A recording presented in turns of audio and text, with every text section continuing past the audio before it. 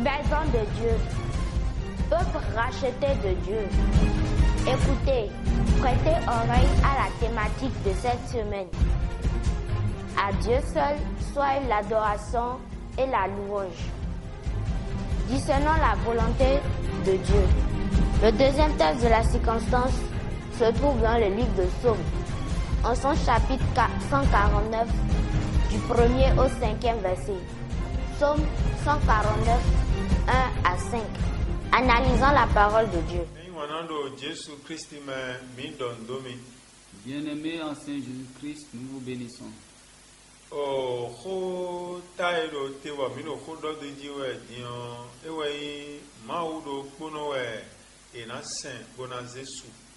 Le thème en cours de développement est intitulé « À Dieu seul soit l'adoration et la louange ». Et nous allons aujourd'hui creuser le volet louange à Dieu.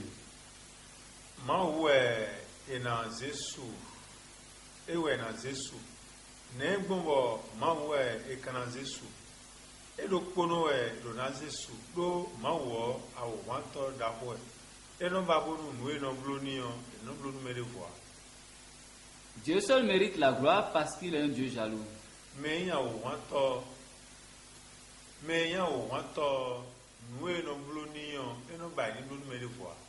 Celui qui est jaloux ne tolère pas qu'on fasse à un autre ce qu'on lui doit.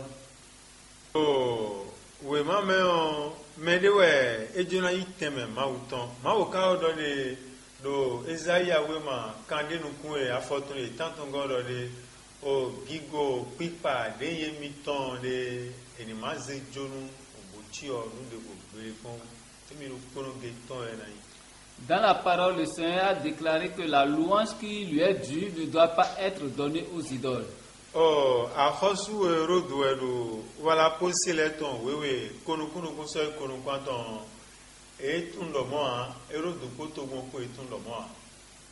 Et dans le livre des Actes des Apôtres, Hérode et le peuple ignoraient cela.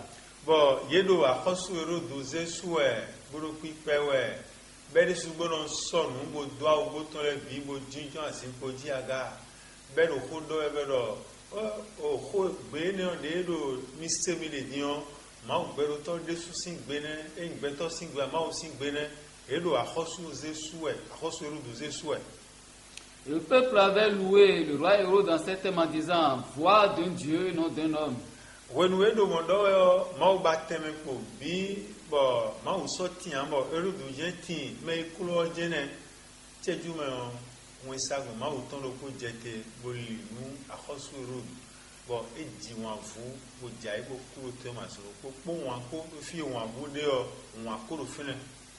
Pour cette impertinence, il a été châtié sur le champ par un ange envoyé de l'Éternel.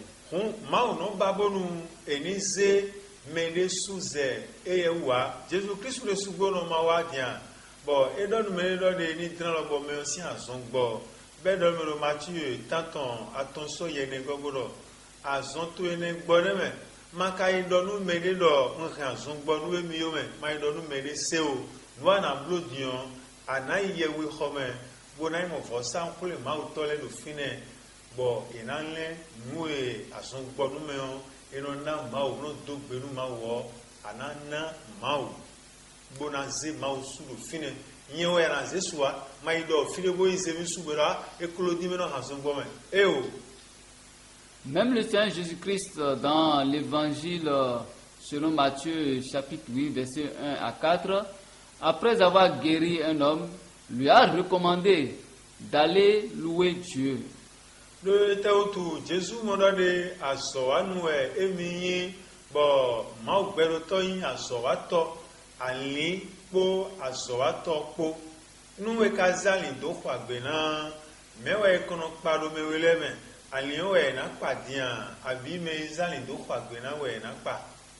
Entre l'instrument et l'ouvrier, il serait difficile de louer le travail accompli en s'adressant juste à l'instrument et non à l'ouvrier.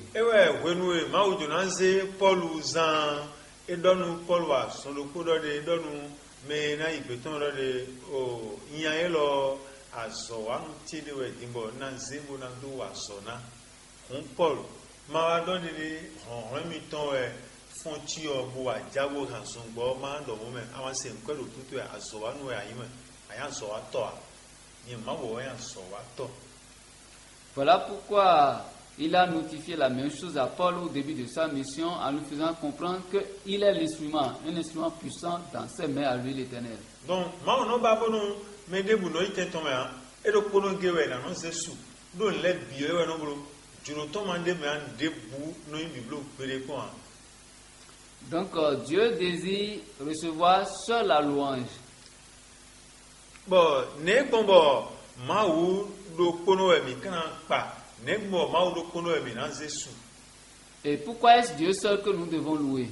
Mina ze ma wu do kono ge su do ete utu o vio we donu viro o vilo nembo makana zeto to esu.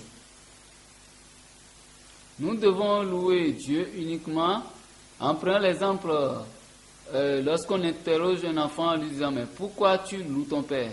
Belo tochi we na mi gbebe nunu gbedion ewe. Et cet enfant répond à ses interlocuteurs en disant c'est mon père qui m'a donné la vie, c'est pour ça que je le loue.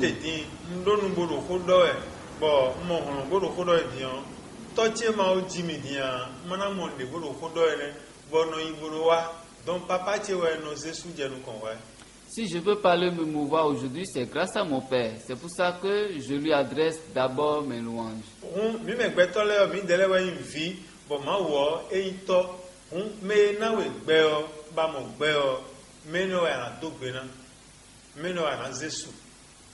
Et si nous allons faire une comparaison, nous sommes les enfants et Dieu est notre Père. Alors si nous devons adresser des louanges à quelqu'un, c'est à notre Père, c'est-à-dire Dieu.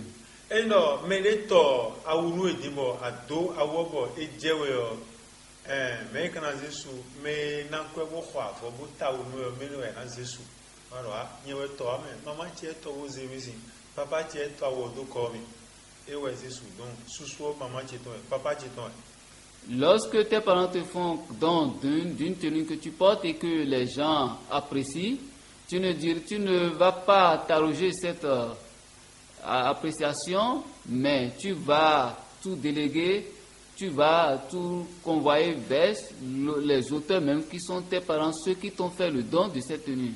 Il est pareil pour la louange.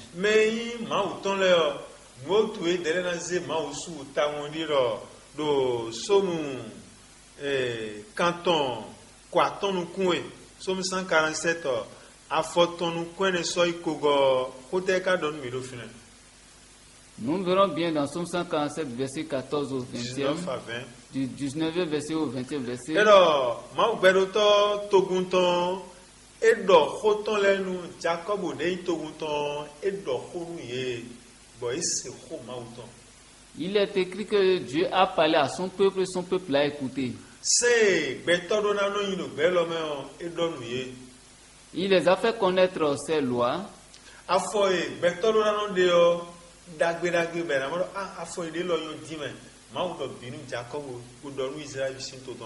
Il leur a révélé ses ordonnances.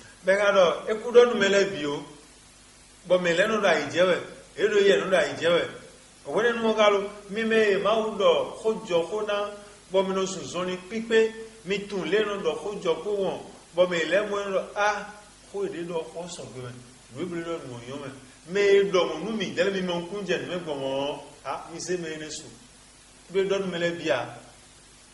Si nous avons reçu cette grâce de recevoir les préceptes de Dieu au détriment d'autres, alors nous avons la dette de louange perpétuel envers Dieu. Oh, Jésus est dans le Luc Wema. Oh, à fortune il est connu pour le et le ton de penu mais c'est souvent. N'est bon Jésus carré nous penu et nous tout.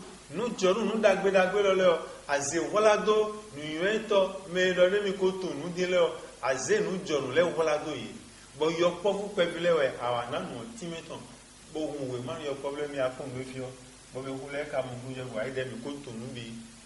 Même dans l'évangile de Luc, Jésus s'est écrit en disant « Père, je te loue, je te rends grâce de ce que tu as caché ces choses au plus sages et intelligents et que tu les as révélés aux enfants. Ma aussi me lève n'a pas. Ma do Colossiens nous comptons à fortune oui go Colossiens verset 12. Et là nous mi bodo mi pa ma ou mi do penu ma ou de tetu mi me de do mi ma do we ziza to me le o mi ze nko to mi do veri me biwa. Même dans le livre des Colossiens, il est recommandé que nous qui n'avons pas la gloire de Dieu, à cette lumière splendide, nous devons louer celui qui nous a fait ça. Le tetu me do ajo jewe yo e do ma o ze suwa e do ma o ze kokoi. Eye jajowo toton a jetete o me o toton ena bulibu ena yon kun toton a menlo toton ze ko igbe menema si do penu ma wo ne me ma o blo kakabo e mo kun je me lo e kun jajowo menio pewe na tun na ko na chelo me ko igbe tun la jo kun yo mu gba jo je ena chelo me bi ma tun mo ne. Le voleur ne glorifie pas Dieu, mais toi qui as reçu la grâce de savoir que le vol n'est pas une bonne chose et tu te comportes bien de manière exemplaire, il est important que tu rendes grâce à Dieu pour cette faveur. Mais le maouze soué, mais nous avons un nous baisons ton main. Et tout les nous y nous béton bon. Ah, mais le maouze soué. Et tout les nous y ouais quelque béton bon. Mais le maouze soué. Comme mon coton ben à deux peines. Ah, on y caillon même billet budget tout dans un yon. Mais là nous connaissons ouais que me wo. Nous wa nous bo. Gang pas me na rouler do bo. Et au milieu do wandea bedomo. Nous pensons gang pas no vivini. Mais quand mon kun diame le reno ze we kegbe to itundo mo a don nu bla u de sugo mo ta we be mon kun je nu me gbo mo a don me tun nu jon go biblu ele yo ina no se ma u su mo da ko na chenu me a pablo wa engbe tun lo gbe tun ni wanu gbe tun zo ton yo me ina chenu. Celui qui fait acte d'amour et de pardon dans la société, c'est une grâce qu'il a reçue et il doit rendre grâce pour ça. Do ma u ze suo mwayin do nu ma u Mwayindo nous sentons les dédazi anze toto suo mweto do anu bulugmonji toto eze suo de ne. Tu fais la gloire de ton Père lorsque tu exécutes ce qu'il te recommande. Do wenwe anawa meri gomba na zeme onsu anayi me gomba na ito gbenu me on bo amayin wa nu me on bo na wa me gon me ma si we ne me mayin wa na no mayin wa mi an bonu mo yo. Nous bloqué aja, nous dogbé aja debu signonu kuncheme. Beto ti ba ehenu bo wa konto udi ntro nu amodion. E de su de wa konto yoko, nous na na we ko ana gbebi. Oh, be ne bo mene ka konto ma ka ya. Pero mene mai mu amine. Ayi mu ami aboka wa konje ya. E do ma o senwe, bodo fotu no ko yiwe. Bo le do bo wa we, bodo majiki bulo we, bodo aka lewe, nu e ma o gbelewe no bulo. Bo ka wa gbedo no igbe, mene de ma si se mi suwene. Bokaja fantinu mo goja godunu mo gbe goja pedunu mo gbe godo mo do ko sinu konse. Il est important que nos comportements même soient une louange à Dieu. E we son bodo amosu si yo ma aton afontone konu kwano so konu kweno ro nu khiho mi ton le e non ti ha mono pa ma o pepepe e non duwe mono pa ma o pe be non khonu mono pa ma o pe be no vivini amo bonu dodo amaro tenti miton nous ma o domi ma glo a e o pipa ene o nu floji sin pipa ne ma o kono ba nu floji sin pipa ai kame ma o no pon mero pipa welere mi delewe no pon flota ma o we no pomo. Louer Dieu du bout des lèvres, ça ne rend pas gloire à Dieu. E we so me do Isaïe we ma Isaïe kwa tonu kwene afotune waton gobro to gwelo nu ye to e no se do pa mi ai khai ton kan lin do mi mo ai khai ton mo nu jo mu senti le juro ti bibu ga ai khai ton na e kono apo ton lo anje mo nu no de mi ja ma o pa mo he pe do wa. Il est déclaré dans le livre d'Isaïe que ce peuple m'honore des lèvres et son cœur est éloigné de moi. Mais ne wa ijajo bolo ma se ba to pe ma o che ajajo mra do penu ma wa hun ma wo ese da jogbe bo ai ajo jegbe ba jo pa ba si wuro nene me do ma wa irusile bo do jajo enu ama he bo menio de jajo wo si wa ma o sin go ko ma wo do mi do mene ni le ko ku no ija ya we ku do ende ma o ku di Lorsque tu amènes en présence de Dieu, comme offrant le fruit d'un vol, c'est que tu apportes une offrande souillée, tu lui apportes une louange souillée, et Dieu n'en veut pas. Donc, blo nous mettons, nous mettons mot mais c'est soube aja, et mot yo khomeni hui, eni jawa, eni nous na blo le bio na kaloma ino. Mais mot ebo, amayon konia, nous ko zone de ba blo noa, ma uzan zoro ba wa zoa, mukami ya ma opagwe. Il faudrait que notre mode de vie, notre être fasse grâce et fasse plaisir à Dieu.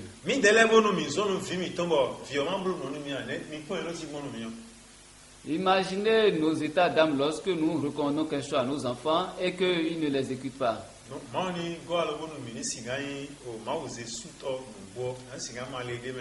Que Dieu nous aide afin que nous louons vraiment Dieu tel qu'il le désire.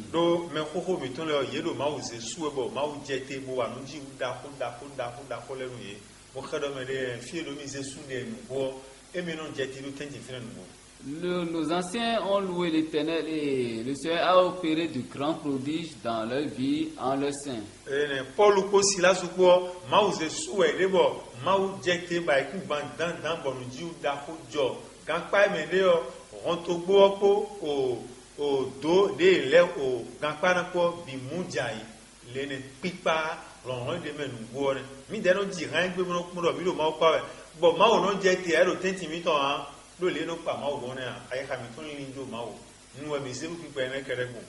C'est pas la louange que Paul et Silas ont fait ébranler les murs de la prison dans laquelle ils étaient retenus. Et aujourd'hui, ça doit être l'exemple dans nos congrégations. Nous avons beau louer Dieu dans nos temples, mais l'Éternel n'est pas présent parce que nos louanges ne reflètent pas sa gloire. Nous vous bénissons au nom de Jésus-Christ.